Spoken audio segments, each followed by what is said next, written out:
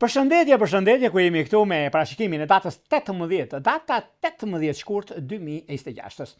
Duket se kemi një ditë shumë të rëndësishme mbi takime dhe bisedime që ndikojnë shumë. Kemi diellin udhëtimin e tij të përkohshëm dhe ndikimin e madh që do të thotë në shenjën e peshqve, shenja e fundit e zodiakut, që pothuajse një herë në vit që shkon në çdo shenjë, sepse çdo muaj dielli ndryshon shenjë. 12 shenja zodiakale do të thotë 12 muaj të vitit, pra një herë në vit që ndikohet në këtë drejtim.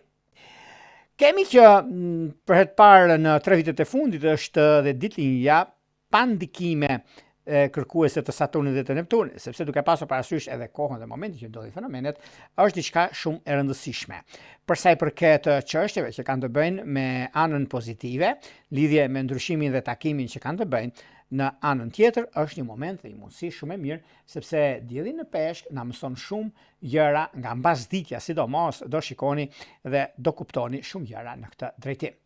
Por shenjat që kanë bëjnë përfitojnë shumë për sa përket kësaj dite janë shenjat e ujit, siç janë shenja e Gafores, që ka indikim të 30 diçet në fushën e punës, fushën e karrierës dhe në anën e dashurisë. Në anën tjetër kemi akrepët, që janë shenja më ndikuese, me ndryshime më të mëdha në fushën e karrierës dhe në udhëtime, sepse janë mjaft perfekte në punën e tyre dhe në ndryshimet që vijnë. Nuk e kanë problem, por janë shumë të lumtur, të kënaqur në atë që duan të bëjnë, duan të arrijnë në fushën e karrierës së tyre.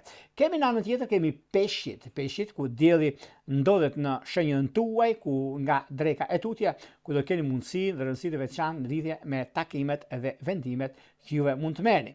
Por para se të fillojmë bashkimin e 12 zodiakale, të hedhim një sy busullës astrologjike, çfarë na mëson për sa përket kësaj dite dhe çfarë duhet të bëjmë që neve të mos gabojmë.